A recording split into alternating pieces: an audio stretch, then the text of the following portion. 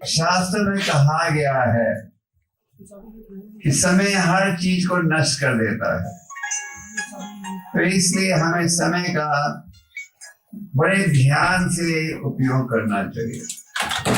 भगवान भी स्वयं कहते हैं मैं हर चीज को नष्ट कर देता हूँ समय के रूप में। आज आपका ध्येय बड़ा खूबसूरत है, कल बदसूरत बन जाएगा। आज आपका स्वास्थ्य ठीक है तो आवश्यक है कल भी ठीक रहेगा नहीं। तो भौतिक संसार में क्लेश ही क्लेश है, इसलिए भगवान गीता में कहते हैं भौतिक जीवन के दो लक्षण हैं, दुखालयम और शाश्वतम। दुख ही दुख और हर चीज अस्थायी है। तो क्या है उपाय? भगवान कहते हैं मेरी शरण में आओ। चैतन्य महाप्रभु जी ने इस विषय में हमें इस प्रकार का उपदेश दिया है। महाप्रभु ने कहा कि हमें साधु संग में रहना चाहिए। साधु संगत का बड़ा अच्छा प्रभाव पड़ता है। वैसे तो साधारण भाषा में कहते हैं a man is known by the company he keeps, है कि नहीं? हम व्यक्ति को पहचानते हैं उसकी संगत के द्वारा। पर शास्त्र में कहा गया है साधु संगत में रहोगे तो आपको असली संदेश प्राप्त होगा। और साधु संगत का क्या अर्थ? उन भक्तों की संगत में जो स्वयं शास्त्र की शिक्षा के आधार पर अपने जीवन को बिता रहे हैं। चैतन्य चरितमृत एक बड़ा प्रसिद्ध ग्रंथ है, इसमें कहा गया है साधु संग सर्वशास्त्र गायन साव मात्र साधु संग सर्वसिद्धि। आज आप देख रहे हो कि सारे विश्व में कृष्ण भावनामृत का प्रचार हो रहा है। चैतन्य महाप्रभु जी जो स्वयं भगवान हैं, उनकी भविष्यवाणी थी प्रीति विधि आदि नगर अधिग्रह सर्वदा प्रचार है कोई मोड़ना। जितने नगर गांव हैं हर जगह ये हरि नाम पहुंचे। तो हरि नाम कैसे पहुंचा है?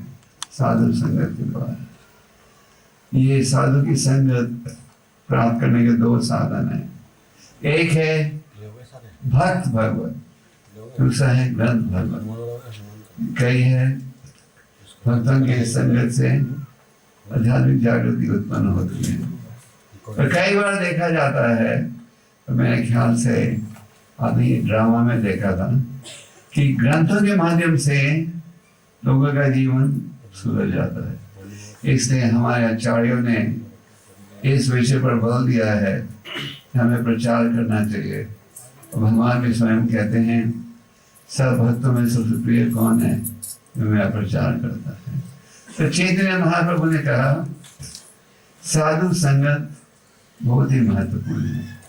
चैतन्य चरितमृत में एक बड़ी प्रसिद्ध कथा पढ़ते हो, शायद आपने पहले भी सुना होगा।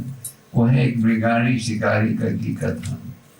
मृगारी एक बड़ा भयंकर शिकारी था जो जानवरों को घायल करके बड़ा आनंद उठाता था, और फिर जब वो मर जाते थे उनके चमड़े को बेचता था। एक दिन नारद मुनि वहां से गुजर रहे थे जंगल से। उन्होंने देखा अनेक घायल पशु तड़प रहे हैं। नारद मुनि ने पूछा कौन है इसका कारण? वो शिकारी ने कहा मैं हूँ मृगारी जिससे सारे पशु डरते हैं। नारद मुनि ने कहा इन्हें तुम तुरंत ही क्यों नहीं मार देते? आधा मारते हो, तड़पते हैं। शिकारी ने कहा मुझे बड़ा आनंद आता है इनको तड़पते हुए देखकर। और नारद मुनि की संगत का ऐसे प्रभाव हुआ कि शिकारी ने ये पाप का धंधा छोड़ दिया और भविष्य में इतने सावधानी से चलता था कि पैरों को पृथ्वी पर रखने से पहले देखता था कोई चींटी तो नहीं है। तो इस प्रकार हमारे शास्त्रों में साधु संगत पर बल दिया गया है। प्रभुपाद जी भी कृष्ण भक्ति को सारे विश्व में ले गए और अपनी संगत के द्वारा हर प्रकार के व्यक्ति को आकर्षित किया कृष्ण भक्ति के प्रति। एक समय किसी ने प्रभुपाद से पूछा भारत में स्वामी जी आप कुछ जादू कर सकते हो? स्वामी जी ने कहा नहीं, मैं कोई जादू नहीं कर सकता। एक जादू मैंने किया है। तो उस व्यक्ति ने बड़ी जिज्ञासा देखा, क्या जादू किया स्वामी जी? मैंने हजारों म्लेच्छों को ब्राह्मण बना दिया है। म्लेच्छ उसे कहते हैं जो कि पाप का जीवन बिता रहा है। ब्राह्मण उसे कहते हैं क्योंकि शास्त्र पर आधार अपना जीवन बिता रहा है। तो साधु संघ के माध्यम से प्रभुपाद जी ने सारे विश्व में कृष्ण भक्ति का प्रचार किया। उन्होंने अपने भक्तों को भेजा, किसको भेजा तुम इंग्लैंड जाओ, किसको भेजा तुम जर्मनी जाओ, किसको भेजा फ्रांस जाओ। फिर भक्तों ने जाकर आगे प्रचार किया और दूसरों को जोड़ा। तो आप देख सकते हो साधु संगत का बड़ा गहरा प्रभाव पड़ता है और ग्रंथों का इनका भी बड़ा गहरा प्रभाव पड़ता है। अगर आज सारे विश्व में लोगों से पूछो कि आपका परिचय कैसे हुआ कृष्ण भक्ति के साथ, 50% से ज़्यादा लोग कहेंगे ग्रंथों के माध्यम से।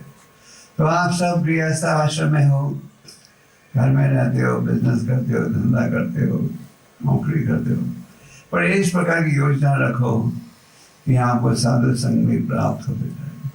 साधु संगत में रहोगे तो आपको शुद्ध संदेश मिलेगा। इसके लिए चैतन्य महाप्रभु ने कहा पहली आवश्यक विधि है साधु संगत, और नंबर 2 पर उन्होंने कहा क्या दिया? नहीं, नाम का उच्चारण, नाम कीर्तन। क्योंकि साधु संगत में रहोगे तो आपको शुद्ध संदेश मिलेगा। शास्त्र में कहा गया है खली काली नाम रूपा कृष्ण अवतार।